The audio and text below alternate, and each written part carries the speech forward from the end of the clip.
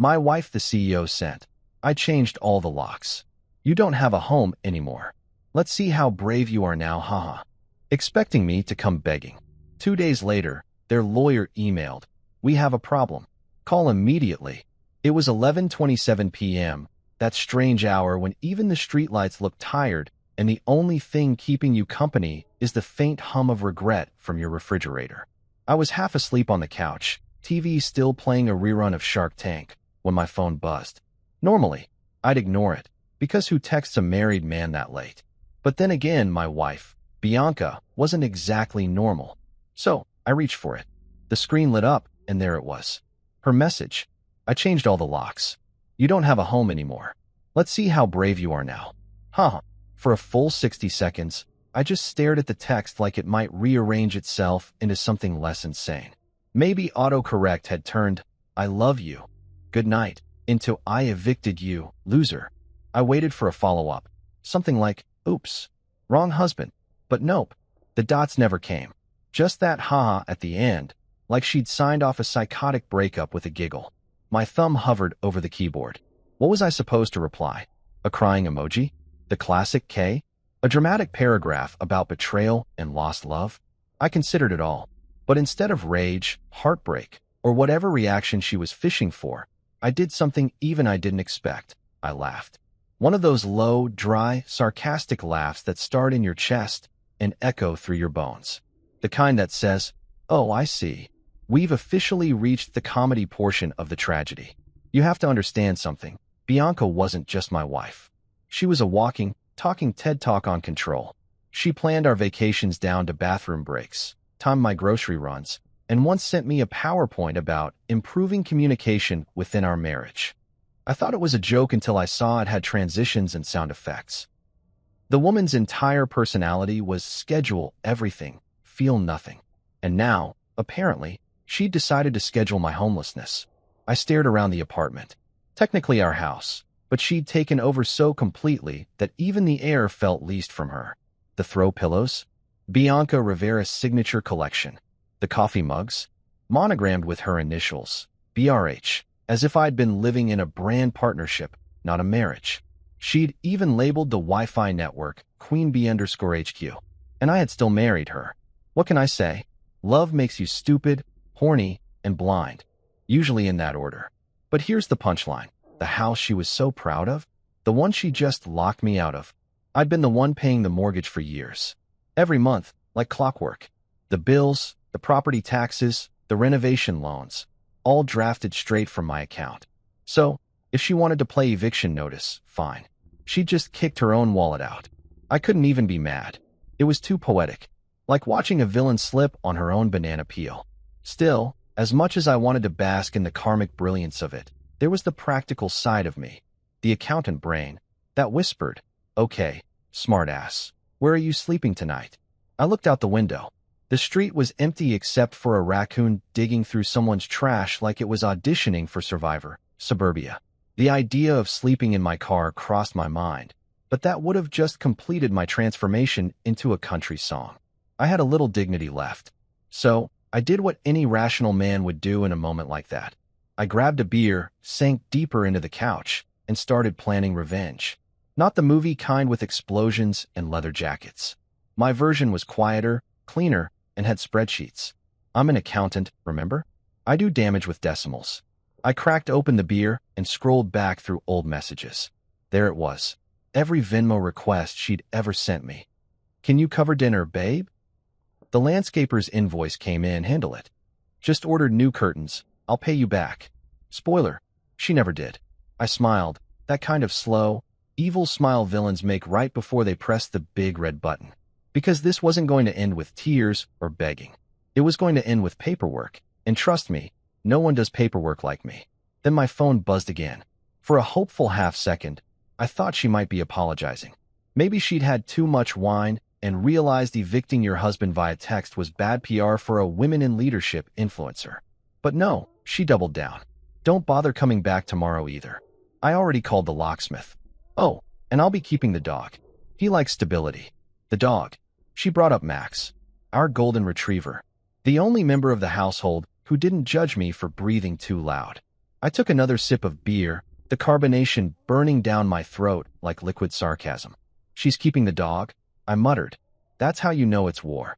For context, Max and I had a bond forged in mutual trauma. He hated her fancy vegan dog treats. I hated her $90 quinoa bowls. We were allies. And now she'd taken him hostage. It was like she'd studied emotional warfare at Harvard. My phone buzzed again, but this time it wasn't her. It was Marcus, my best friend since college and currently the only lawyer who still answers my calls after 10 p.m. Yo, you up? He texted. Barely, I replied. Bianca just evicted me via SMS. A minute later, he called. You're kidding. Nope. She changed the locks. Even added a ha. He let out a long whistle. Damn. Cold-blooded. Right? And I'm the one paying for the place. Please tell me you've still got all the payment records. I smiled. Marcus, I've got color-coded tabs and backup PDFs. That's my boy, he said, chuckling. She thinks she's kicking you out, but what she really did was hand you a legal sledgehammer. Sit tight. Tomorrow, we're making her regret ever discovering emojis. After we hung up, I tossed my phone on the coffee table and looked around the room again. Everywhere I looked screamed her. The decor was all sterile perfection, neutral tones, geometric art, not a single sign that an actual human lived here. Even the air smelled like eucalyptus and superiority. And yet, underneath all that curated perfection, I could feel the cracks. The silence was too heavy, too clean, too final. I got up, grabbed an overnight bag, and stuffed it with the essentials. Laptop, toothbrush, spare shirt, and my folder labeled House Docs. Because if I was getting kicked out, I was doing it with receipts. As I zipped the bag, I caught my reflection in the mirror, tired eyes, a faint smirk, and a weird calm I didn't expect. Maybe it was the beer, or maybe it was the realization that this was the beginning of something better. Bianca had spent years trying to make me smaller, less of a husband, more of an accessory. But she'd made one fatal mistake. She forgot accountants never delete anything. I had records, and patience, and, apparently, nowhere to sleep tonight. But hey, small details. So, I grabbed my keys, walked outside, and sat in my car. I didn't start it right away. Instead, I leaned back and stared at the house, our so-called home, illuminated by that smug porch light she'd insisted on buying from Italy. Somewhere inside, she was probably celebrating, thinking she'd finally won. That I'd show up tomorrow groveling or crying or whatever fantasy made her feel powerful. But nah, I wasn't playing that game anymore. I wasn't her intern, her project, or her brand mascot. I was Adrian Holt, and I was about to turn her little eviction stunt into the most expensive haha in marital history. As I drove off, I passed the glowing for sale sign on the house down the street and chuckled. Don't worry, sweetheart, I muttered, glancing at the mirror. Yours will have one of those soon enough. I stopped by a 24-hour diner, one of those greasy spoons that smells like coffee and regret, and ordered pancakes because if my life was falling apart, I was doing it with syrup. The waitress, a woman in her 60s with Brenda on her name tag and a voice like gravel and empathy, poured me coffee. Rough night? She asked.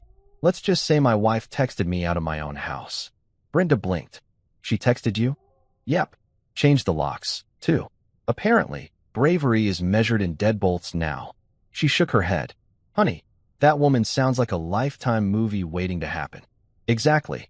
Except I'm the guy in the background making spreadsheets instead of escaping in a convertible. She laughed, slid me an extra pancake, and said, on the house. You look like you could use a win. And that's when it hit me, she was right. This wasn't a loss. It was the start of the turnaround montage. Every good story needs a moment where the main guy hits rock bottom, right before he rises. And if my rock bottom came with pancakes and free refills, I'd take it. When I finally left the diner, the sky was starting to lighten, soft blues creeping over the horizon. I climbed back into my car, took a deep breath, and smiled to myself. The old me would have gone back, tried to fix things, begged for peace. But not tonight. Tonight, I'd found something better than peace. I'd found purpose, and the receipt folder to go with it. Bianca thought she'd ended our marriage with a text message. She didn't realize she'd just triggered a financial apocalypse with a Wi-Fi connection. And me? I was just getting started. My name's Adrian Holt. I'm 40 years old, own 3 suits, 2 regrets, and 1 marriage that could double as a corporate merger gone bad. I used to think I was marrying a person. Turns out, I married a business model with perfect teeth and quarterly performance reviews. Bianca Rivera Holt, my wife, my boss, my cautionary tale, wasn't born so much as she was launched, probably with a press release and ribbon-cutting ceremony. The first time I met her, she was giving a keynote speech at some networking gala I was dragged to by a coworker.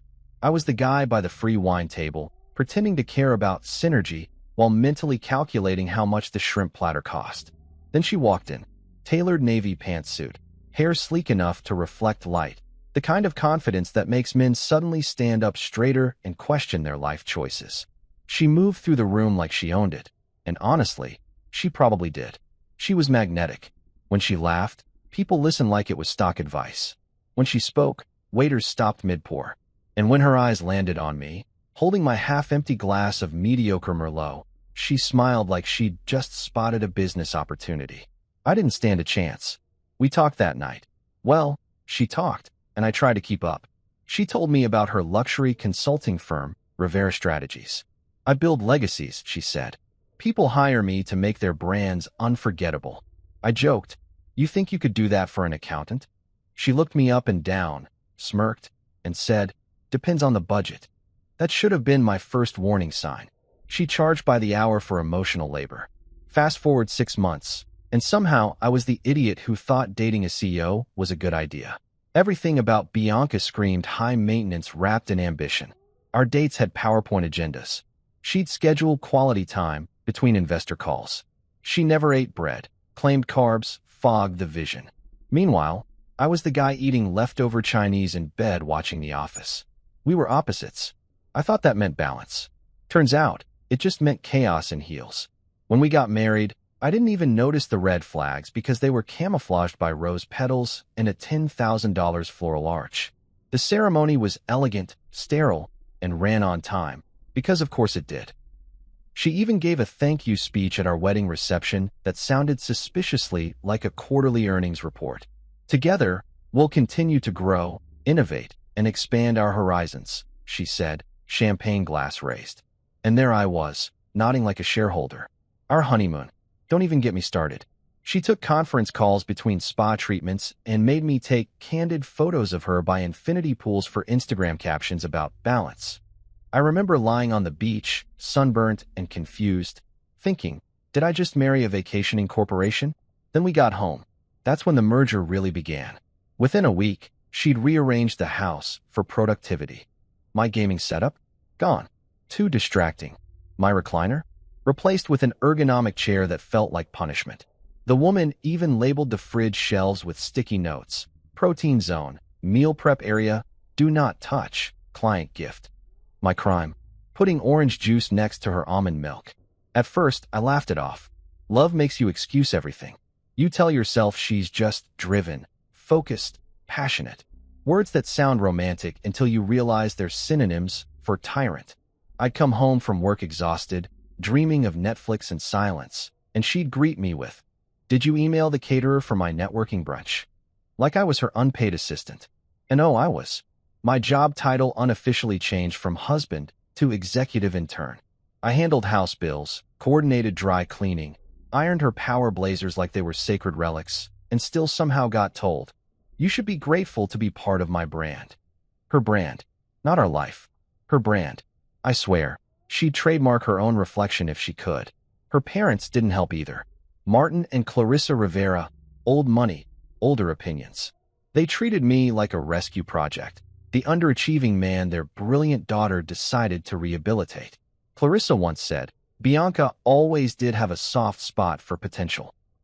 I smiled through it, but inside I wanted to respond. Lady, I'm not a GoFundMe. Martin was worse. The guy wore loafers indoors and called me champ, in the same tone you'd use for a toddler trying to tie his shoes. At dinners, he'd ask questions like, so, Adrian, when do you think you'll move beyond accounting? I'd say, when America moves beyond taxes, sir. He didn't laugh. Bianca, of course, scolded me later. You can't antagonize my father, she said. He's an investor. Investor? In what? Our marriage. Her little sister, Sabrina, occasionally lived with us while she found herself. Translation, She freeloaded and filmed TikToks about manifesting wealth while eating my groceries. She'd flounce around in designer pajamas, telling me, "You know, Adrian, you're so lucky. My sister could have married anyone."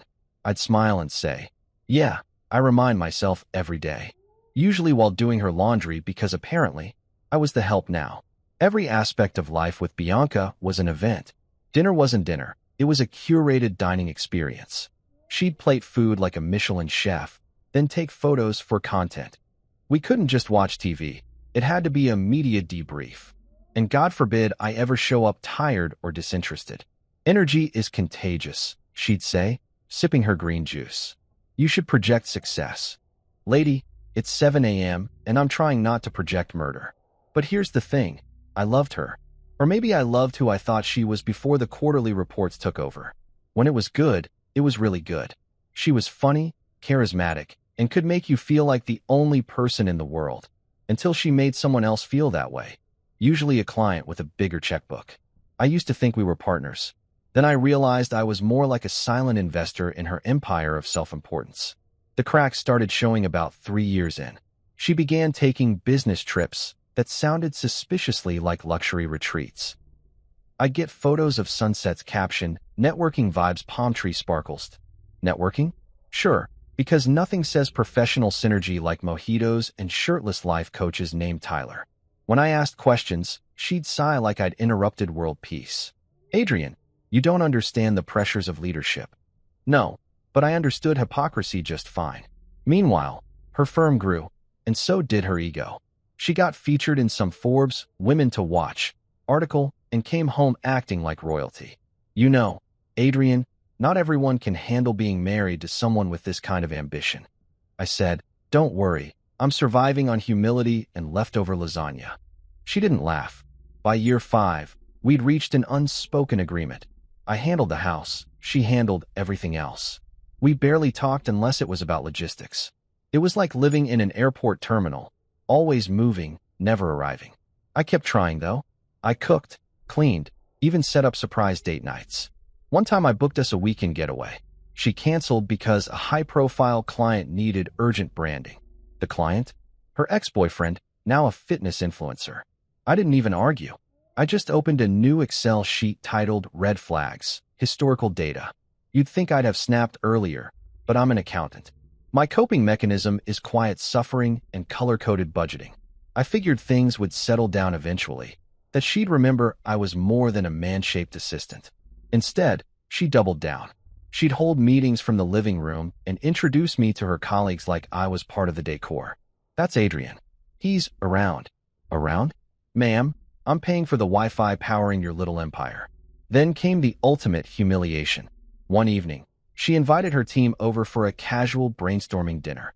I spent all day cooking, cleaning, setting the table. I even wore a collared shirt because apparently sweatpants are off-brand. During dinner, one of her associates asked how we met. Before I could answer, Bianca said, "Oh, Adrian was one of my early projects." I saw potential and couldn't resist. Everyone laughed. I laughed too, mostly because I didn't want to cry in front of strangers eating my lasagna. But inside, something cracked. I realized I'd stopped being her husband long ago. I was now her case study in charity. That night, after everyone left and she was too busy checking LinkedIn to notice me, I sat in the kitchen, staring at the dishes. I thought about all the little ways I'd compromised. Every time I bit my tongue, every moment I tried to shrink myself to fit her spotlight. And for what? So I could be introduced like an HR-approved accessory? Don't get me wrong. Bianca wasn't evil. She was just raised to believe the world was a competition and everyone else was staff. Her parents fed that monster. Her sister idolized it. I just happened to be dumb enough to marry it.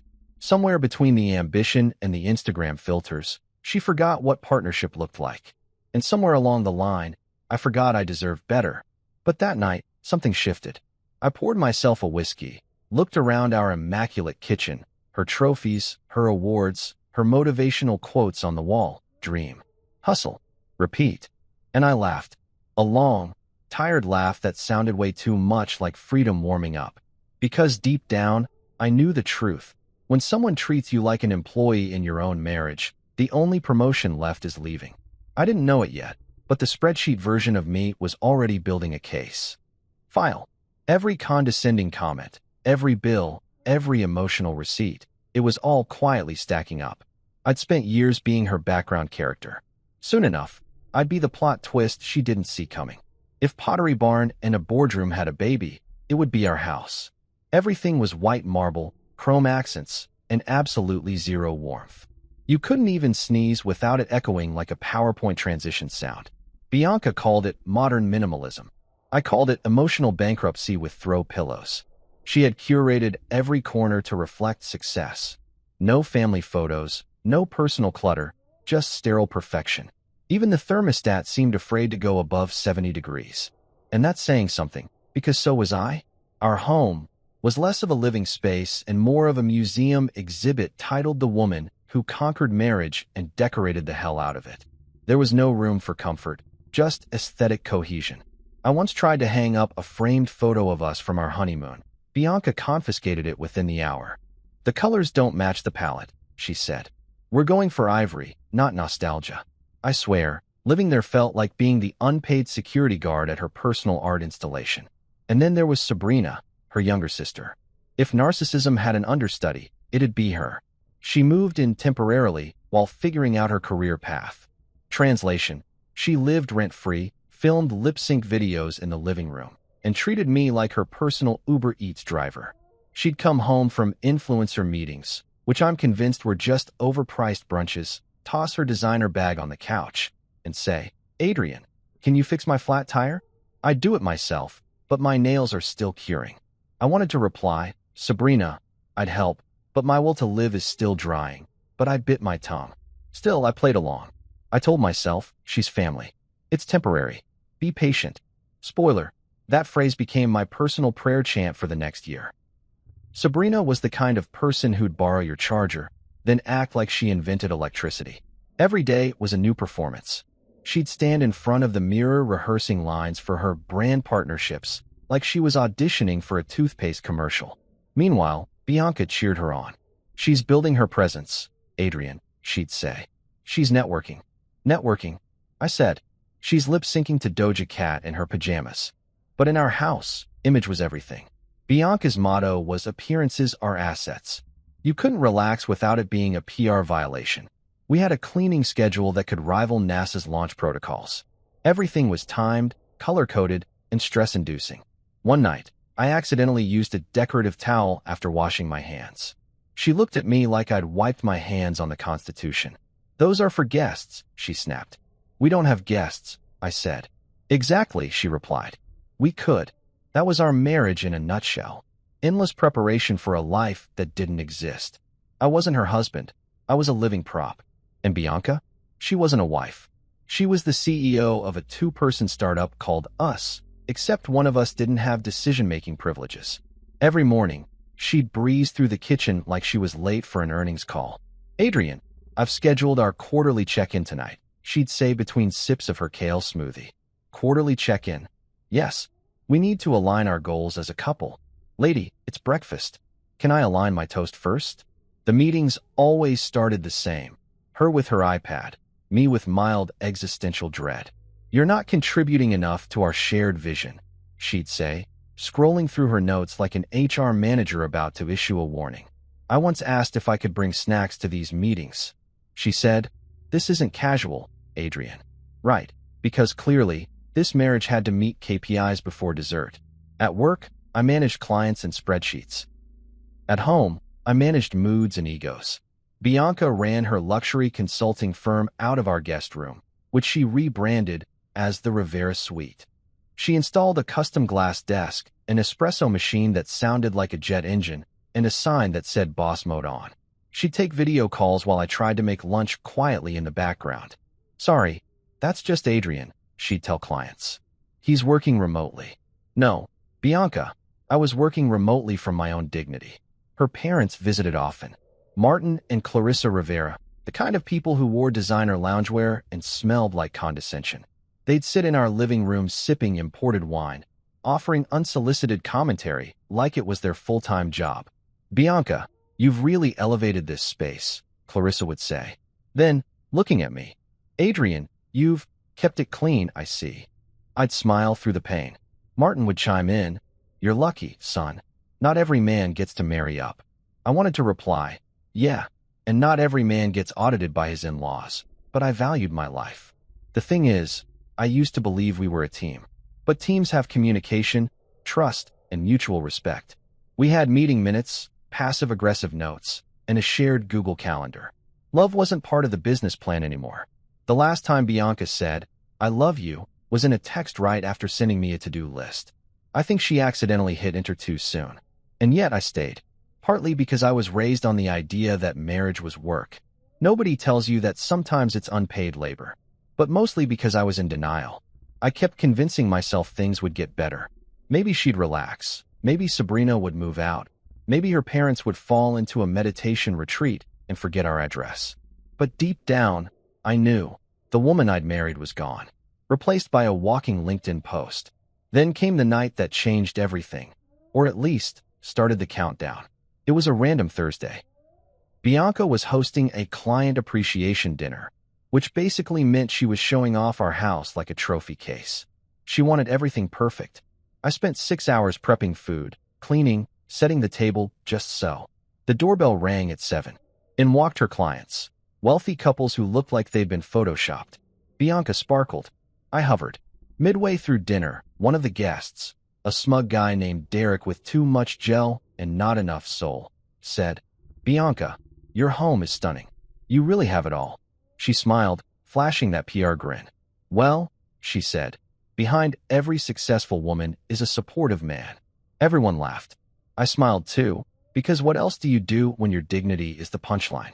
Later that night, after everyone left and Sabrina was upstairs vlogging about the vibe of abundance, Bianca and I stood in the kitchen. I was loading dishes when she said, "You were quiet tonight."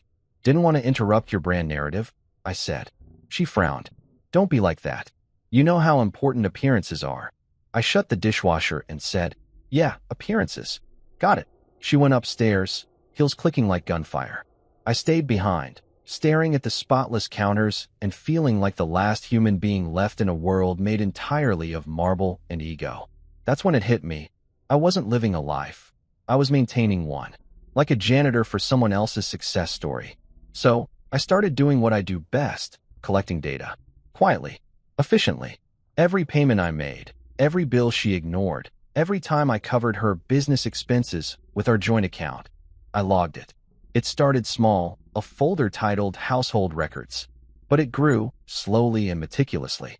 Late at night, while Bianca slept beside me in her silk eye mask, I'd open my laptop and document everything. Numbers don't lie, and someday, I'd need them to tell the truth for me. Sabrina noticed once. "What are you working on?" she asked, leaning over the couch with a smoothie in hand. "Just a project," I said. "Ooh, like a passion project?" she asked. "Yeah," I said, smiling faintly. "You could call it that." If she'd looked closer, she might have noticed the file names, expense summary, proof of payment, Bianca Renovation Loan 2020. But she didn't. Too busy posting another video caption, "Protect your peace." Oh, the irony. By the end of that year, I had enough documentation to make a CPA weep tears of joy. Every petty purchase, every transaction where my support went unacknowledged. It was all there, time-stamped and bulletproof. I didn't know exactly what I'd do with it yet, but something inside me knew a storm was coming. And when it hit, I'd be ready. Love, I realized, doesn't die all at once.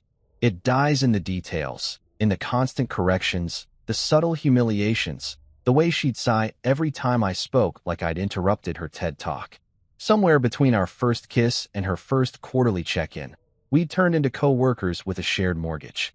Still, I smiled through it, played my part. Because if there's one thing Bianca taught me, it's how to fake it. And when you're married to a CEO who runs her marriage like a Fortune 500 company, faking it is practically a survival skill. But the funny thing about numbers? They always balance eventually. And I had every intention of collecting interest. If there's one sound that perfectly captures my marriage, it's the clinking of wine glasses over my silence. That night in March, I came home late from work, tax season hell, where accountants like me go to die quietly under fluorescent lights. I was exhausted, starving, and clutching a grocery bag like it was a life raft. Inside was a bundle of organic kale, because Bianca had declared it detox week, which meant I wasn't allowed to enjoy joy or flavor until further notice. I pushed the door open and heard voices. Hers, of course, and her mother's, Clarissa. The Rivera women were like hurricanes in heels. They didn't visit, they descended. I paused in the hallway, still holding the bag, when I caught a sentence that hit harder than any late fee ever could. "The house deed's in my name," Bianca said, tone sharp enough to slice marble. Clarissa's voice followed, smug and syrupy. "Exactly. He won't get a penny if you sell. That's the beauty of it, darling." Then Bianca laughed. "He's too soft to fight back. That one cracked something in me. Not loudly, not visibly, but deep, like a foundation shift you only notice when the walls start to crumble later." I stood there, kale slowly wilting in my grip, staring at the floor like it could offer me legal advice. You'd think I'd storm in, slam my keys down, demand an explanation like a man with a backbone and a script from a courtroom drama. But no, I'm an accountant. We process. We calculate. We let the numbers settle before making a move. So instead, I exhaled, set the grocery bag quietly on the counter, and walked past them with the calm of a man who'd just learned how much a divorce might cost. "Hey," I said, pretending I hadn't heard a word. "Got the kale you wanted." Bianca turned, surprised. "Oh, you're home." "Yeah. Crazy how time works," I said, forcing a smile. Clarissa gave me that tight, pitying grin mothers-in-law save for men they believe their daughters married beneath them. "Adrian, dear, we were just talking business. You know how it is." "Sure," I said. "You plot, I shop. It's a system." Bianca's jaw tightened, and I could tell she didn't appreciate the sarcasm. That was fine. At this point, it was all I had left in the marriage, a passive-aggressive stand-up routine performed in my own kitchen. I went upstairs, sat on the edge of the bed, and stared at the mirror. My reflection looked like a man halfway through a breakdown, but too polite to finish it. Somewhere downstairs, Bianca's laughter echoed again. It used to be my favorite sound. Now it just felt like background music in a movie I didn't belong in. That night, I didn't sleep. Instead, I opened my laptop, created a new Excel file, and titled it Marital Expenses and Emotional Damages. It started as a joke, but it didn't stay that way for long. I began listing every transaction, every receipt, every time she'd said, "Can you cover this real quick?" I was building something, my silent rebellion, cell by cell, formula by formula. Bianca wanted to play corporate? Fine. I'd bring the spreadsheets. The next morning, she acted like nothing had happened. She breezed into the kitchen in her tailored blazer, phone glued to her ear, multitasking between destroying lives and sipping her detox smoothie. "No, tell them we'll renegotiate after the merger," she said into the phone. Then to me, "Can you iron my navy suit? The steamer's acting weird again." "Of course," I said. "Wouldn't want your power outfit underperforming." She didn't even look up. "Thanks, babe. Love you. Love you." Like it was punctuation, a throwaway line between tasks. I didn't reply. I just watched her leave, heels clicking on the floor like the countdown to a hostile takeover. Later that day, I called my buddy Marcus, the lawyer with the caffeine addiction and the moral compass of a GPS rerouting through chaos. "Marcus," I said, "hypothetically, if your wife was planning to sell your house behind your back, how illegal is that?" He paused. "Define illegal." "As in, she's the only one on the deed, but I've been paying the mortgage for years." "Oh," he said, and I could hear the grin forming. "That's not illegal. That's dumb. On her part. Good dumb or lawsuit dumb. Life-ruining dumb," he said. "Keep your receipts." "Oh, I've got receipts," I said. "Color-coded, categorized, and time-stamped." "Attaboy," Marcus said. "You're about to turn marriage counseling into a courtroom thriller." That was the moment I decided I wasn't going to argue or cry or throw anything. I was going to document. Quietly, meticulously. Bianca had built her little empire on appearances, and I was about to file for demolition permits. Over the next few weeks, I turned into a one-man audit team. Every time she rolled her eyes at me, another tab. Every time Clarissa made a snide remark about men who marry up, another folder. Every time Sabrina borrowed money for content creation, that mysteriously turned into Sephora hauls, another spreadsheet. My laptop became my confessional. And through it all, I played my role perfectly. I was the dutiful husband, the soft-spoken accountant, the man too passive to fight back. Meanwhile, I was building a case that would make forensic accountants weep tears of joy. Bianca thought she was starring in her own success story. I was writing the epilogue. The funny thing is, once I stopped reacting, she got suspicious. Narcissists can smell independence like sharks smell blood. She started asking questions. "You're quiet lately. Everything okay?" "Yeah, I'd say. Just focused on work." "What kind of work?" "Long-term investments." She smiled, probably thinking I meant stocks. I didn't bother correcting her. Her sister, Sabrina, wasn't as oblivious. One afternoon, she caught me at the dining table, scanning old receipts. "What's all that?" she asked, chewing gum like it owed her money. "House records," I said. "For what?" "Transparency." She squinted. "You're weird." "Thank you," I said. That weekend, Bianca hosted a brunch for her business partners. The house was spotless, the champagne was flowing, and I was once again the unpaid staff.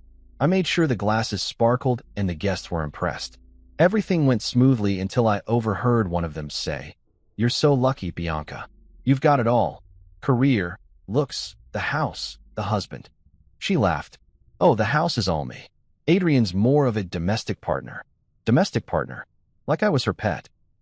I kept smiling, kept pouring champagne, but inside, I swear something seismic shifted. Not rage, exactly, more like clarity. The kind of calm that comes right before a financial audit ruins your life. That night, when the guests were gone and Bianca was too busy posting #BossBrunchSuccess on Instagram, I sat in my office corner, opened my laptop, and added a new line to the spreadsheet. Public humiliation, priceless.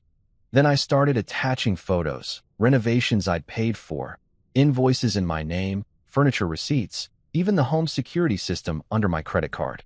By the time I finished, I had a digital fortress of evidence. That's when Marcus called. "Got your email," he said. "This is gold. You've basically written my closing statement for me." "Good," I said, "because I'm tired of being a prop in her empire." "You sure you're ready for this?" I looked around the house, the pristine walls, the designer furniture, the ghosts of a marriage that used to mean something. "Yeah," I said. "I'm ready to stop being background noise."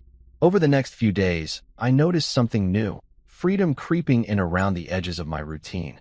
I stopped jumping at her texts. I stopped rearranging my schedule to fit hers. I even stopped pretending to like her vegan casseroles, which tasted like betrayal baked in sadness. She didn't notice. Or maybe she did and didn't care. Either way, I was invisible, and for once, I liked it that way. Then came the moment that sealed everything. We were at dinner with her parents, again. Martin was lecturing me about financial foresight, while Clarissa bragged about Bianca's latest client. I nodded, smiled, played the part. But then Bianca said it, casually, like she was ordering dessert. "We're thinking of selling the house soon. Downsizing." I froze. Clarissa smiled approvingly. "Smart move. Get ahead of the market." I set my fork down. "Funny," I said. "I didn't realize I was included in that decision." Bianca waved a hand. "Don't be dramatic. It's just logistics." "Logistics?" Like I was a line item on her to-do list. I smiled. "Oh, I love logistics." That night, I emailed Marcus everything. "See, there's a quiet kind of revenge in preparation. It's not loud or cinematic. It's patient. It's math. And as an accountant, I've always believed numbers tell stories. Hers were about power. Mine were about payback. So yeah, that was the day I officially became background noise. But what Bianca didn't know was that background noise has rhythm, and mine was counting down to the sound of her empire cracking. If you ever want to understand the true definition of control, hand an accountant a personal vendetta and an Excel sheet. That's how Operation Spreadsheet Revenge was born. Out of caffeine, insomnia, and the pure, uncut motivation of a man who'd been publicly downgraded from husband to domestic partner. The name wasn't even a joke. I wrote it at the top of my document in bold font, because if I was going to dismantle my wife's empire, I wanted it to sound like a classified Pentagon project. By day, I was still the mild-mannered accountant. Button-down shirts, polite nods, crunching numbers that didn't scream revenge fantasy. But by night, I was a silent data assassin, stalking through emails, receipts, and transaction histories like Batman with a calculator. Every Venmo transfer Bianca sent me with a cutesy message like, "Cover this, babe, 2 hearts," went into a separate folder titled evidence of financial stupidity. Every business purchase that had mysteriously been charged to our joint card was cross-referenced, tagged, and archived. The woman left a paper trail so long it could have qualified as a short novel. It started small, a spreadsheet with columns, date, description, amount, and emotional suffering index, a subjective but therapeutic measure. But then, as I went deeper, something inside me awakened, some primal accountant instinct for vengeance. I began color-coding categories like a man possessed. Red for luxury expenses she swore were essential brand investments. Blue for her family's mooching, Martin's golf clubs, Clarissa's spa retreats, Sabrina's never-ending influencer supplies. Yellow for house renovations that somehow increased her status and decreased my bank balance. And finally, green, my favorite, for every single dollar that could legally come back to me. When I showed it to Marcus, my lawyer and partner in chaos, his eyes lit up like it was Christmas morning. "Dude," he said, flipping through the printout, "this is cleaner than half the Fortune 500 audits I've seen." "Good," I said, sipping my coffee like a Bond villain. "Because the board meeting's coming." He grinned. "You mean court?" "Same difference. They're both filled with liars in suits." "See, the key to revenge isn't rage, it's rhythm. You can't just explode, you have to orchestrate." And while Bianca was out there thinking she'd humiliated me into silence, I was quietly preparing the kind of counterattack that could make the IRS blush. I spent nights combing through our financial history. Do you know how many times she'd borrowed from our savings for emergencies? 11. And not one of those emergencies involved actual emergencies. Once it was for urgent rebranding. Another time, a limited edition handbag for investor confidence. Lady, no investor on earth cares about your purse unless it's full of dividends. I unearthed years of forgotten transactions. $2,500 for client bonding, read, bottomless brunch with her ex's sister. $1,800 for home office decor, which turned out to be a neon sign that said Girl Boss Energy, and $4,200 for wellness retreat, a week at a beach resort where, according to Instagram, she rediscovered her inner power while discovering mojitos and a guy named Raphael. Each time I uncovered something new, I'd add a little note in the summary column. Things like, not deductible, not forgivable, and definitely not forgotten. My personal favorite find came courtesy of Sabrina, her sister/professional freeloader. She'd used Bianca's card, our joint card, to buy $3,000 worth of LED ring lights, makeup kits, and a content creation chair that looked suspiciously like a beanbag. "Adrian, it's an investment," she'd said when I confronted her once. "You can't put a price on art." "You're right," I'd replied. "But apparently, you can put one on stupidity." I logged every dime of it. Meanwhile, Bianca continued her reign of self-importance, completely unaware that her kingdom was being audited. She'd send me texts like, "Hey babe, can you transfer $200 for client gifts?" And I'd reply, "Of course," while adding another line to the sheet. At some point, she'd stopped even pretending these were mutual decisions. I was the treasurer of her delusion, and I finally decided to call on the balance. Marcus and I met every Friday at a bar downtown. He'd order whiskey neat, I'd get a beer, and we'd review progress like villains doing quarterly reviews of Mayhem. "She's sloppy," Marcus said one night, scanning the files. "Most of this stuff is in your name or joint accounts. That's a rookie move." "She thinks she's untouchable," I said. "That's her blind spot. Pride always is." He nodded. "You're playing this right. Keep calm, keep documenting. By the time she realizes what's happening, it'll be over." I leaned back in my chair. "You think she suspects anything?" He grinned. "Adrian, you're an accountant. No one suspects accountants. You could bury a body under a balance sheet, and people would just say, 'Huh, impressive formulas.'" He wasn't wrong.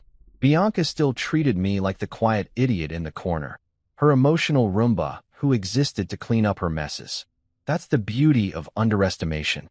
It's camouflage for revenge. One evening, she came home from work all smiles. "Guess what?" she said, kissing my cheek absent-mindedly. "We're getting featured in Home and Style magazine. They're doing a spread on successful couples." "Successful couples?" I asked, trying not to laugh. "Yeah, I told them about how we build together." "Oh, we're building. All right," I said, smiling just enough for her to miss the sarcasm.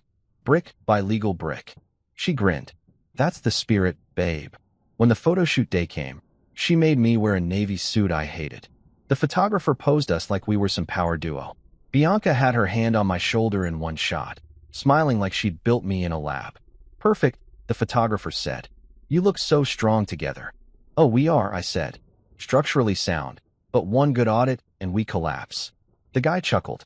Bianca didn't. Later that night, she posted one of the photos with the caption, "Partnership isn't about keeping score. It's about building together." I couldn't resist commenting, totally. Some of us just build spreadsheets. She deleted it within 5 minutes. Things got tense after that. She started asking more questions, like, why are you on your laptop so late? And what are you working on lately? I'd smile and say, just balancing the books. She thought I meant my clients. She had no idea the books in question were her entire financial life. Then one morning, I woke up to an email from her with the subject line, "Urgent, mortgage inquiry." My heart did a little drum solo. I opened it and saw she'd been trying to refinance the house without me. That was the moment I knew my operation had officially graduated from petty to necessary. I called Marcus. She's refinancing. He whistled. Oh, she's panicking. That's good. Good. I said. She's trying to cut me out. Exactly, he said. And when she does, it becomes evidence of intent. Keep everything. You're sitting on gold. So I did. Screenshots, timestamps, even phone call logs. I started backing everything up to a hard drive I labeled Retirement Plan, Phase 1. And just for fun, I hid it behind her collection of designer self-help books. Think Like a Leader, Manifest Your Power, Women Who Win. Titles she loved, even though she skipped every chapter about humility. Around that time, Marcus introduced me to his friend Kelly, a forensic accountant. She was brilliant, sarcastic, and treated financial manipulation like a sport. After one glance at my files, she said, "Holy hell, this is a masterpiece." Thanks, I said modestly. I call it art therapy. Kelly spent a week auditing Bianca's transactions and came back with a summary that could have doubled as a crime thriller. Your wife's company, she said, has been funneling personal expenses under corporate write-offs. She's committing small-time fraud without realizing it. I almost choked on my coffee. Fraud? As in illegal? Kelly smirked. As in you're about to win more than alimony illegal. It was poetic. The woman who prided herself on running her life like a business had turned her marriage into one, and me into the disgruntled auditor with receipts. That night, while she slept soundly next to me in her silk pajamas, I stared at the ceiling, thinking about the irony.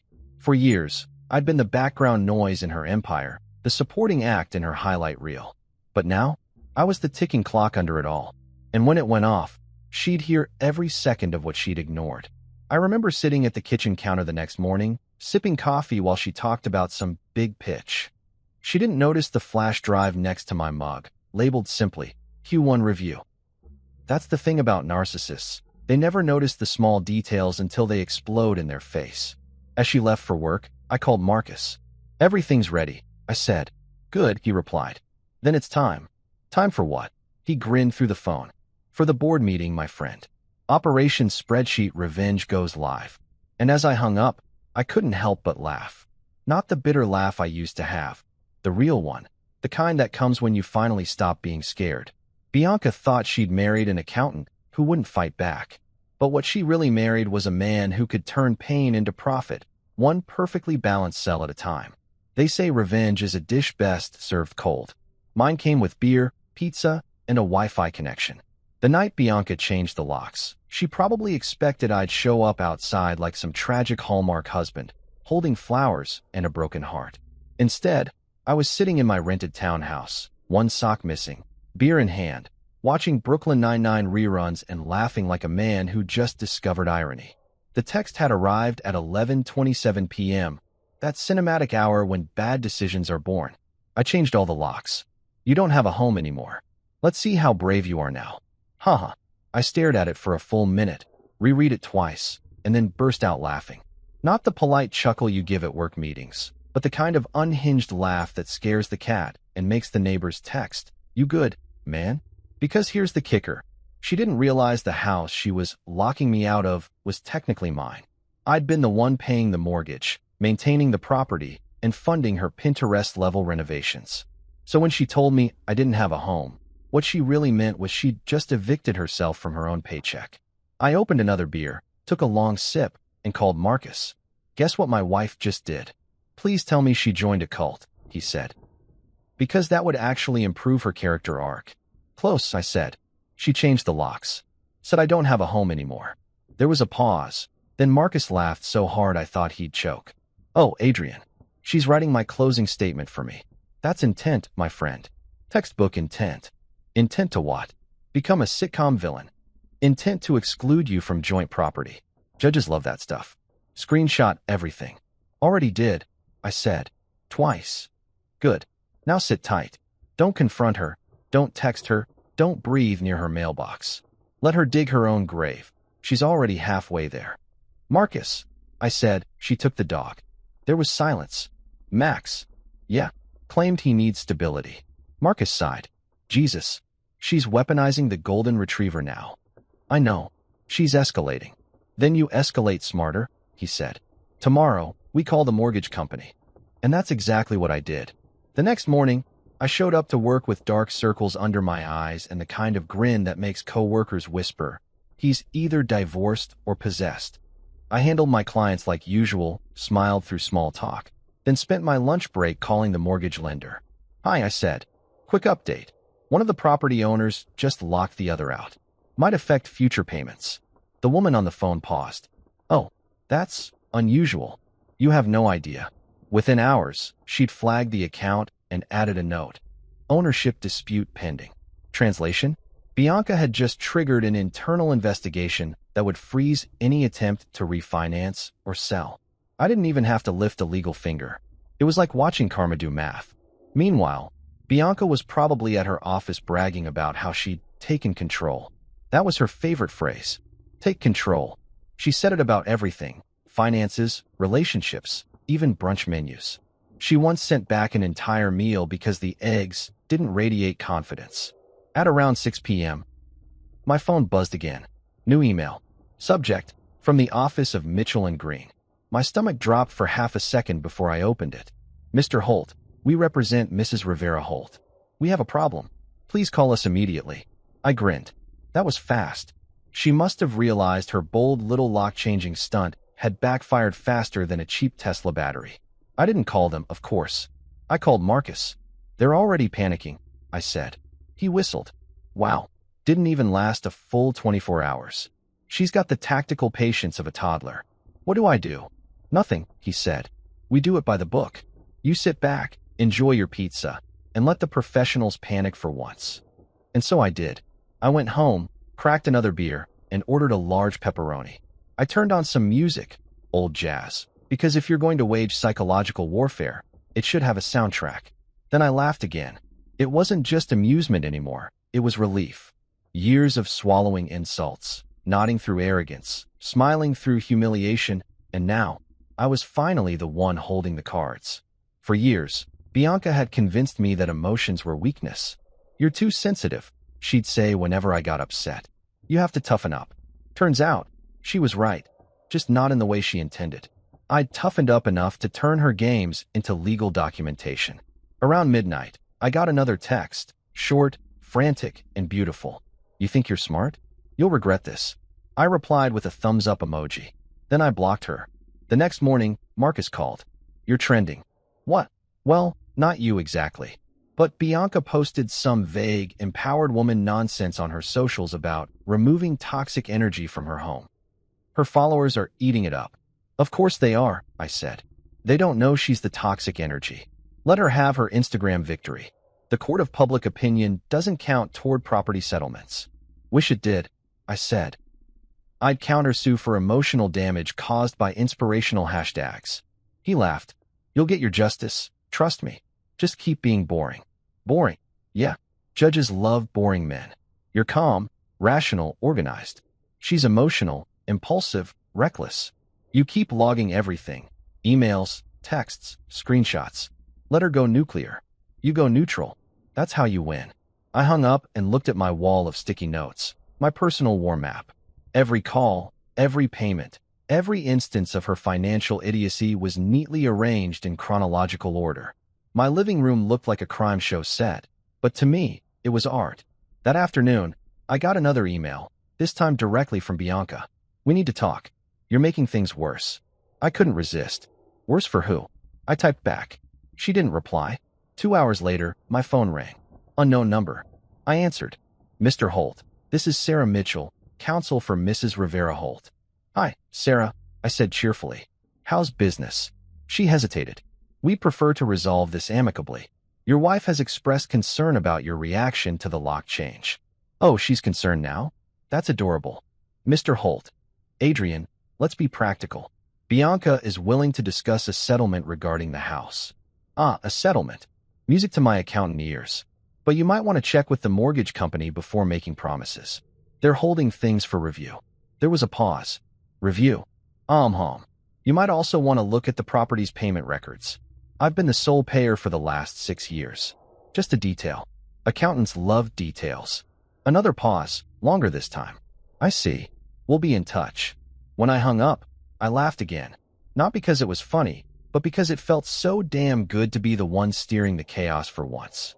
For years, I'd been Bianca's emotional punching bag, her assistant, her cheerleader, her scapegoat. Now I was the calm voice on the other end of the line, and she was the one sweating over emails. That night, Marcus came over with Chinese takeout. "To Operation Lockout," he toasted. I clinked my beer against his. "May it continue indefinitely." "You know what I love most about this?" he said between bites of lo mein. "She thinks she's the main character. She's always thought that." "Yeah, but you're the narrator now." We both laughed, but it hit me harder than expected. He was right. For the first time in a long time, I wasn't reacting, I was authoring. My life wasn't being dictated by her mood swings or calendar reminders. Every step she took out of arrogance, I countered with logic. Every haha she sent was another nail in her legal coffin. By the weekend, things escalated again. She tried showing up at my office, claiming she just wanted to talk. My receptionist, bless her nosy heart, texted me the moment Bianca walked in wearing sunglasses and drama. I slipped out the back door like a magician. By the time she realized I was gone, I'd already emailed Marcus. "She's escalating to field visits." He replied, "Perfect. We'll add stalking to the list." You'd think I'd feel guilty, but I didn't. For years, she guilt-tripped me over every tiny thing, spending time with friends, watching sports, even napping. "Do you ever do anything productive?" she'd ask. "Yeah, Bianca, I do.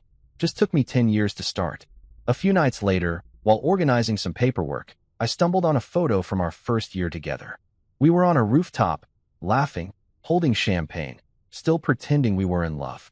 I stared at it for a long time. I didn't hate that version of us. I just pitied it. We were both pretending to be people we weren't. She wanted a husband who worshipped her. I wanted a wife who didn't treat marriage like a marketing campaign. Neither of us got what we wanted, but I was the only one humble enough to adapt. The next morning, I got the call that changed everything. Marcus's voice was practically humming with glee. The mortgage company froze her access. She can't refinance, can't sell, can't even list the property. I nearly dropped my coffee. "You're kidding." "Nope. She's locked out of the house and the account. Irony just called. It's asking for a tip." For a full minute, I couldn't stop laughing. The image of her standing in that pristine marble kitchen, holding her designer phone, realizing she'd trapped herself, it was poetic. All that control, all that power, and she'd used it to box herself in. That night, I celebrated with a steak dinner and a quiet sense of satisfaction. Not revenge, exactly, more like balance. The universe had finally equalized the equation. And as I sat there, fork in hand, music low, lights dim, I realized I didn't even hate her anymore. You can't hate someone who's already destroyed themselves trying to destroy you. I poured another drink, raised the glass to no one in particular, and said, "Here's to locks, laughter, and late-night karma." Because sometimes victory doesn't roar, it chuckles. There's a certain smell every office has, a combination of burnt coffee, recycled air, and bad decisions. The mediation room smelled exactly like that, plus an undertone of smugness that could only come from my soon-to-be ex-wife, Bianca Rivera Holt. It was Judgment Day, and the conference table was our battlefield. I walked in carrying a binder thick enough to qualify as a weapon, while she strutted in wearing a $2,000 suit and her trademark, "I own the room" expression. Behind her were her parents, Martin and Clarissa, dressed like backup dancers for a condescension-themed musical. Her lawyer, some guy named Todd who looked like he'd been born in a blazer, stood and offered me a polite smile. "Mr. Holt," he said, "thank you for being here." I nodded. "Trust me, I wouldn't miss this for the world. I've been emotionally RSVPing for years." Then there was Marcus, my lawyer, my best friend, and the only man alive who could read a courtroom the way Gordon Ramsay reads a raw steak. He dropped his briefcase on the table with a satisfying thunk, looked Bianca dead in the eye, and said, "Let's begin." Bianca sat down first, crossing her legs like she was auditioning for a perfume commercial. "Adrian," she said, voice smooth but dripping with disdain, "I really wish it hadn't come to this." "Oh, same," I said, flipping open my binder. "I thought we'd go another few months before you try to turn my life into a corporate hostile takeover." Clarissa gasped softly, clutching her pearls, because of course she wore pearls. Martin just glared like a man who thought anger counted as an argument. Todd cleared his throat. "Let's try to remain civil. We're here to reach an amicable solution." "Amicable?" Marcus echoed, smirking. "Todd," she changed the locks and stole the dog. "We're well past amicable. This is gladiator court with better lighting." Todd adjusted his tie. "We're simply here to discuss asset distribution." "Perfect," I said, handing over a printed spreadsheet with tabs. "Let's distribute." Bianca's eyes narrowed. "What is this?" "Evidence," Marcus said casually. 14 years worth of payments, transfers, renovations, and that small thing called the mortgage, all paid from Mr. Holt's account. I watched the color drain from her face like someone had just unplugged her confidence. She tried to laugh it off. "Please. We shared everything. It was joint." "Joint," Marcus said, flipping to a page. "That's interesting because your name doesn't appear on a single payment statement. Not one." He slid the papers across the table like a blackjack dealer with receipts instead of cards. Todd skimmed through, frowning. "We'll need time to verify." "Oh, take all the time you need," Marcus said, leaning back. "We've got copies, bank statements, and transaction histories dating back to the day they bought the house. You'll notice that every financial thread leads straight to my client." Bianca's lips tightened. "This is absurd." Marcus raised an eyebrow. "You know what's absurd? Locking a man out of the home he's been paying for while bragging about empowerment on Instagram." Clarissa jumped in like the self-appointed queen of bad timing. "Bianca, don't let him get to you. He's just bitter." "Actually," I said, smiling, "I'm surprisingly well-rested." The room went quiet except for the faint hum of the overhead lights. Todd adjusted his glasses. "Let's be practical. Mrs. Rivera Holt's company, Rivera Strategies, was built during the marriage. Surely, Mr. Holt benefited from that success." Marcus laughed so hard I thought he might choke. "Oh, you mean the company that funneled personal expenses under corporate write-offs? The one that claimed luxury handbags as brand investments?" "Yeah, we've got spreadsheets on that too." Bianca's head snapped toward him. "You had no right to access my business records." Marcus smiled calmly. "Actually, your husband did. Joint accounts, remember? Transparency clause in your company's original partnership filing. You might have read it if you hadn't been too busy labeling folders with motivational quotes." Even Todd had to swallow a smirk. Bianca looked like she wanted to throw something. "You're pathetic," she hissed at me, dragging this into the mud like some petty accountant. "Oh, honey," I said, leaning forward. "I'm not dragging it. I'm itemizing it." Clarissa gasped again, probably out of habit. Martin slammed his hand on the table. "This is ridiculous. Family doesn't keep score." Marcus tilted his head. "Then why is your daughter charging her husband rent?" You could have heard a pin drop. The silence was so thick you could butter it.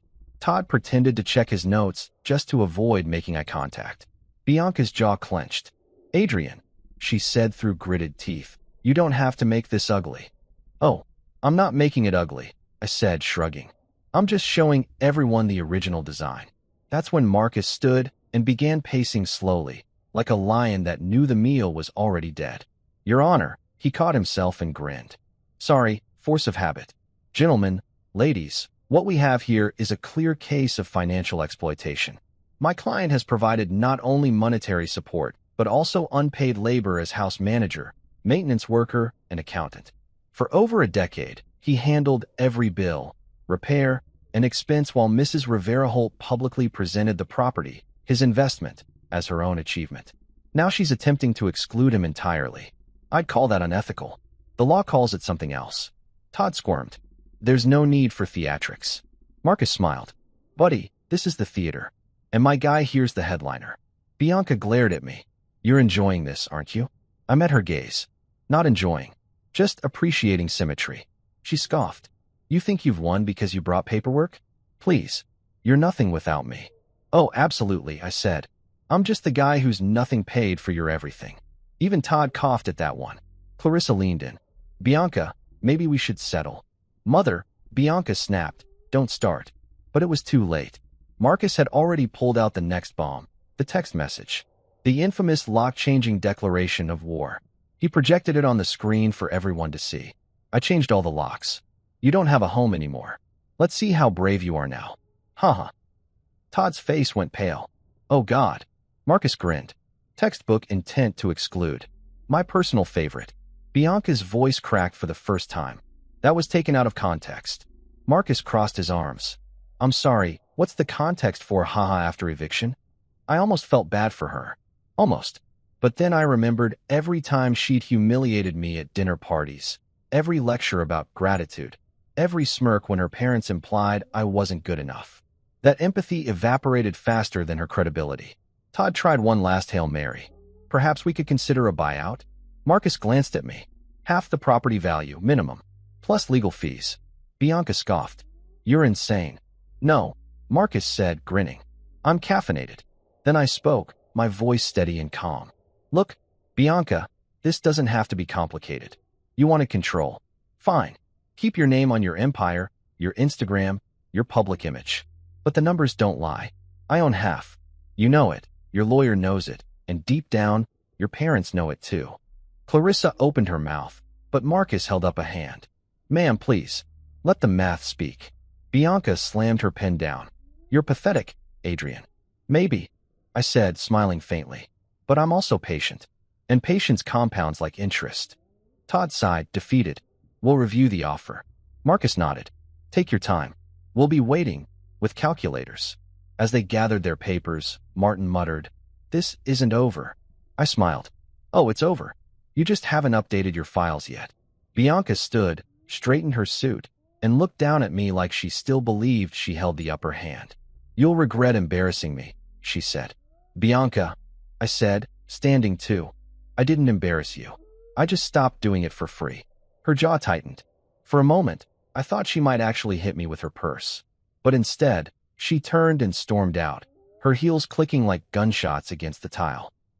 Clarissa trailed after her, whispering about appearances. Martin followed, muttering something about ungrateful men. As the door closed, Marcus leaned back in his chair, exhaled, and said, That, my friend, was beautiful. I sank into my seat, adrenaline fading. I feel like I just survived a corporate exorcism. He grinned. You didn't survive it, you hosted it. We gathered our things, and as we walked out, he clapped me on the shoulder. You did good today. Kept calm, hit hard, and smiled while doing it. Judges eat that up. Think it's enough? I asked. He smirked. Oh, it's more than enough. Her empire's built on ego, not equity. You just introduced her to both. We walked into the parking lot, the sun glaring off the cars, and I finally exhaled. I'd spent years being quiet, shrinking to fit her narrative. But today, I'd spoken in the only language she respected, numbers and confidence. And for the first time, I wasn't background noise. I was the headline. As Marcus drove off, I sat in my car for a while, staring at the binder in my lap. Every page in there represented a piece of my patience, my endurance, my silent proof. And now, finally, it was paying dividends.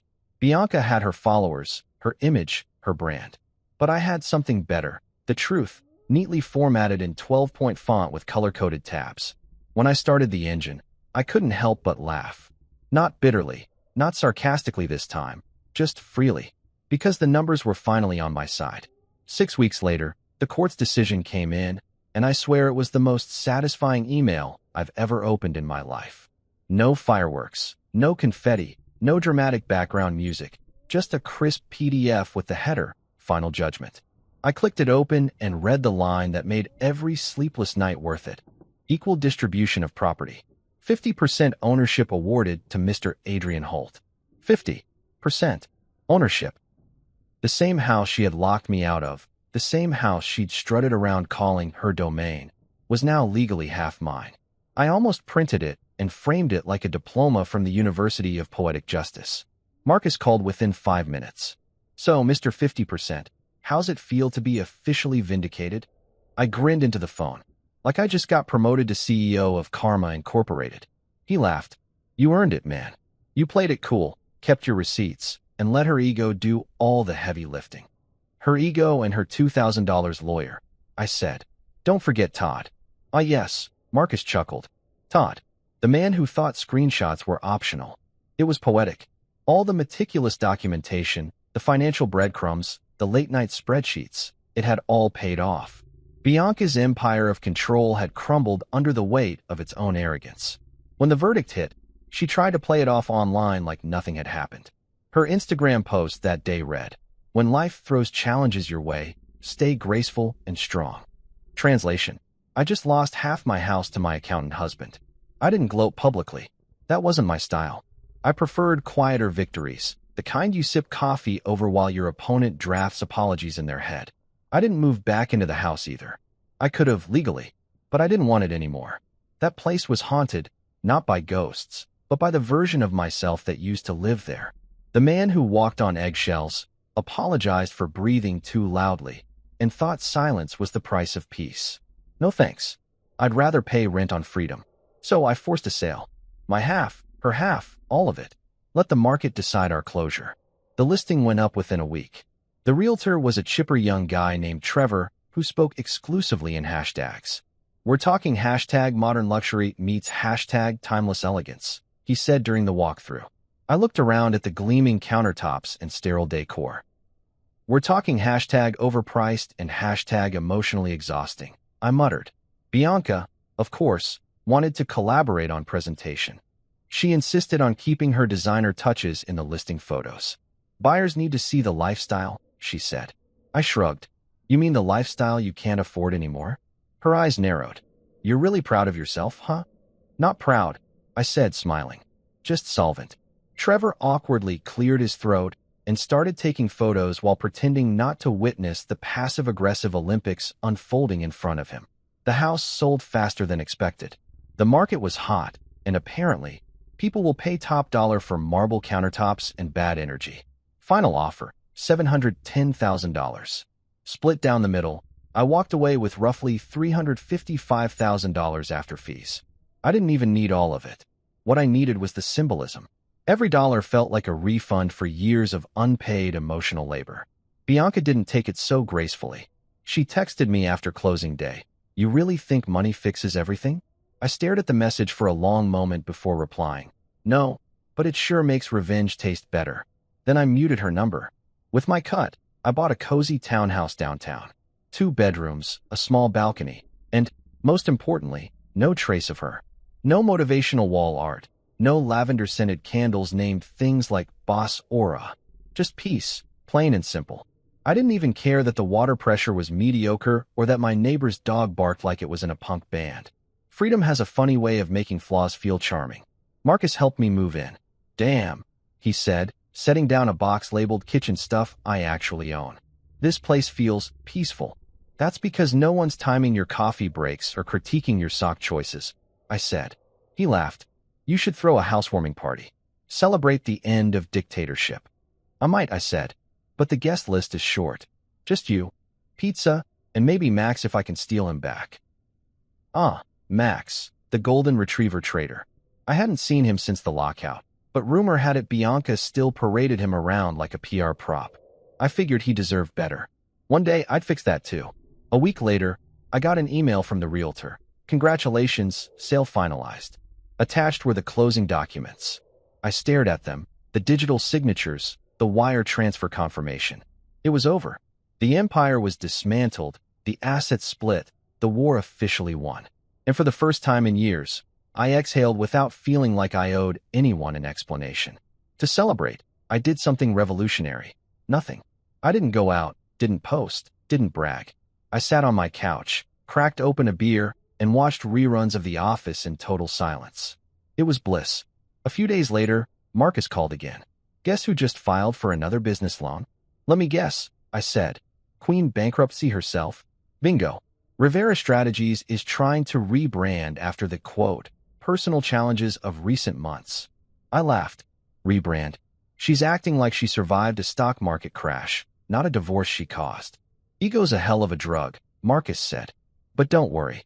She'll implode faster than her cash flow. He wasn't wrong. Within a month, Bianca's carefully curated image started to unravel. Clients backed out, sponsorships dried up, and her once-daily posts turned into motivational quotes about new beginnings and healing through hustle. Translation: no one was hiring her. Even Clarissa and Martin were forced to downsize to a retirement condo with creaky floors and zero marble. Karma had gone full accountant. It balanced every account. I didn't wish her ill. I just didn't wish her anything. Indifference is the quietest form of revenge, and man, it's powerful. One afternoon, while walking past a cafe downtown, I spotted her through the window. She was sitting alone, scrolling on her phone with that same tight smile she used to wear when pretending to be fine. For a split second, our eyes met. She froze. I raised my coffee cup in a mock toast, then walked away. No words, no confrontation. Just numbers speaking louder than tears.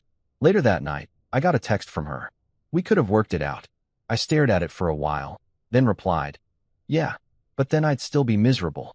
And I'm kind of booked for peace right now. She didn't answer after that. Probably too busy convincing herself she was the hero of her own tragedy. The next morning, I sat on my balcony, watching the city wake up. Cars honked, people hustled, and for once, I wasn't in a rush.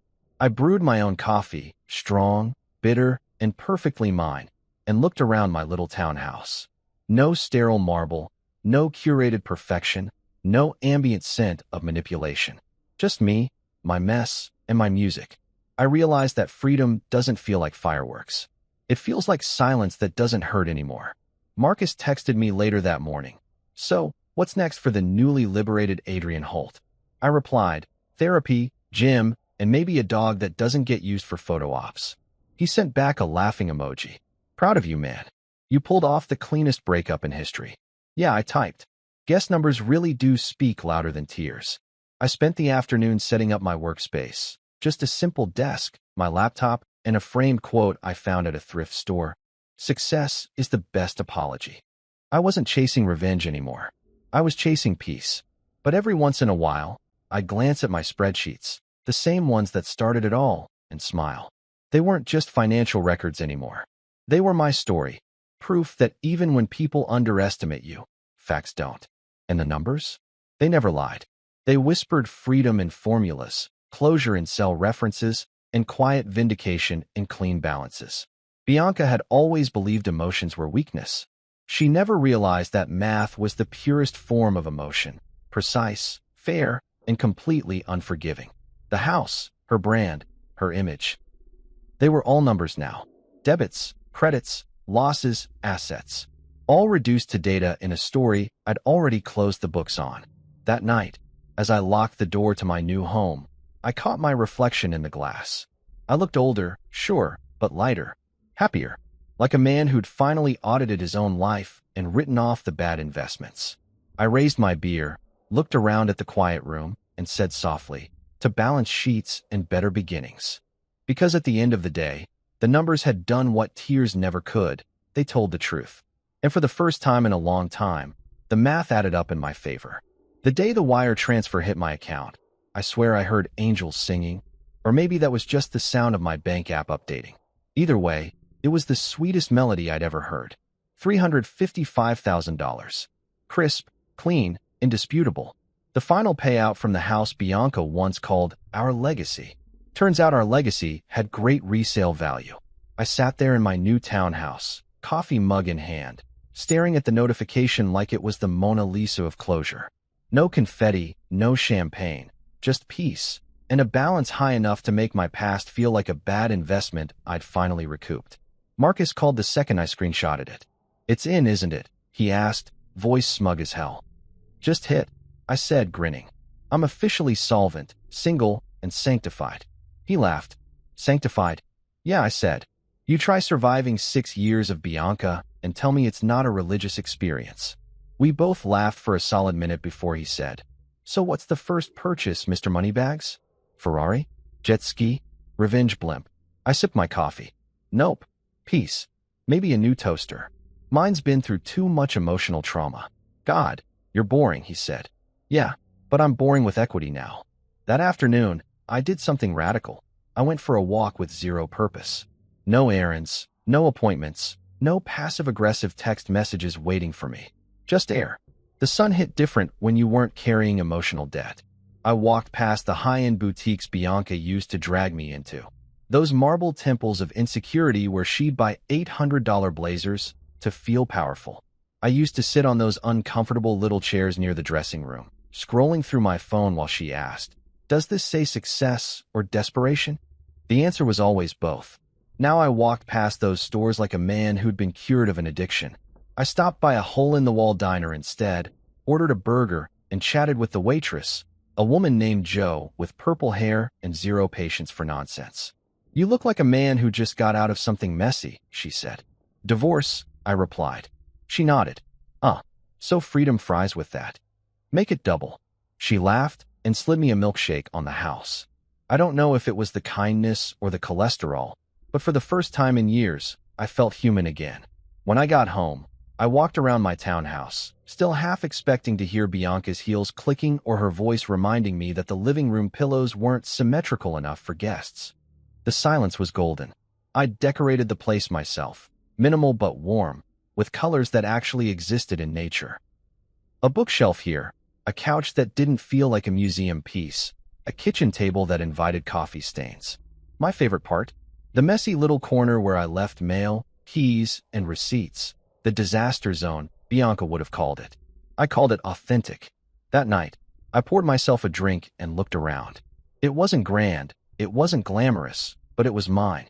No joint accounts, no designer nonsense, no marble floors that echoed arguments. Just me and my hard-earned sanity. A week later, I heard through the grapevine. Okay, Marcus, that Bianca had moved into a downtown condo near her office. Word is she hates it, he said over the phone. Says the neighbors are too middle class. I snorted. Yeah, God forbid she lives near people who budget. Oh, and get this, Marcus added. Her company's on the brink. Investors pulled out after they saw the financial discrepancies. You mean the fraud we documented? Exactly. I took a sip of my whiskey and smiled. She wanted control. Now she's holding an empty steering wheel. Poetic, Marcus said. You should write that down. I did. On my mortgage-free paperwork. It was around that time I started doing something new, sleeping. Like actual, deep, REM cycle sleeping. No late-night anxiety. No sound of arguments echoing through my head. Just me and the occasional dream where I told Bianca, No, actually, I won't be taking out the trash. You're the garbage here. A few weeks later, I decided to treat myself. I went furniture shopping, which felt strange after years of living in a showroom curated by Her Highness. I walked into a store called Comfy & Company, where the saleswoman asked, What kind of vibe are you going for? Peaceful, I said, preferably with lumbar support. She smiled. So, recently divorced? Is it that obvious? You guys always buy recliners, she said. Like it's a rite of passage. Yeah, well, I said, testing out a chair. This one reclines without judgment. I'll take it. A few days later, I sat in that recliner, eating takeout straight from the container, watching bad reality TV, and feeling like I'd ascended to a higher plane of existence. Bianca used to call shows like Married at First Sight intellectual junk food. I called them research. It wasn't all sunshine, though. Every now and then, nostalgia tried to sneak in. I'd see a couple holding hands on the street or catch a whiff of her old perfume at the grocery store, and for a split second, I'd feel that familiar ache. But then I'd remember the lock-changing text, the arrogance, the endless criticism, and suddenly that ache would vanish faster than her sense of accountability. A few days later, I got another text from her. I almost laughed when I saw the name pop up. Bianca, we could have worked it out, she wrote. I stared at it for a long minute, then typed back. You mean if I'd kept paying while you kept pretending? No reply. Just the typing dots that came and went like a ghost trying to haunt me. Later that week, I ran into Clarissa, yes, the mother-in-law from Purgatory, at a fancy grocery store. She spotted me near the organic produce section and froze like I was a tax auditor. Adrian, she said, recovering with that fake smile of hers. You look well. I am, I said. Very. She hesitated, clearly searching for an insult disguised as a compliment. Bianca's had a tough time, you know. Divorce takes a toll. Yeah, I said, grabbing a bag of apples. On both parties. One just happens to bounce back faster. Her lips twitched. You were always so analytical. It's a gift, I said. Keeps me from marrying another sociopath. I left her standing there, probably calculating how to spin that into a family scandal. By month 2, I'd fully adjusted to my new life. My mornings were quiet, my nights peaceful, and my bank account glorious. I even started painting again, something I hadn't done since before the marriage. Nothing fancy, just abstract stuff, splashes of color that felt like therapy.